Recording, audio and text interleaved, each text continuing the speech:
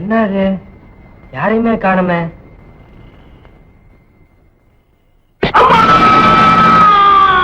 என்னங்க எழுந்துருங்க. கீழே நம்ம ராம அம்மானு சத்தம் போட்ட மாதிரி இருக்கு. என்ன சிவகாமி, என்ன ராம சத்தம் போட்டானா? எனக்கு ஒண்ணும் அப்படி கேட்கலையே.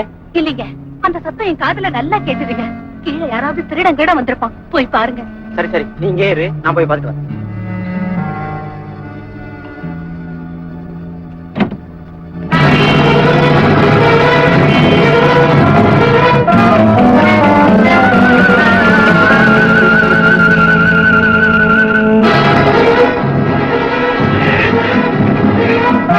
என்ன இங்க சத்தம்? ஓ, கீழே போறீங்களா?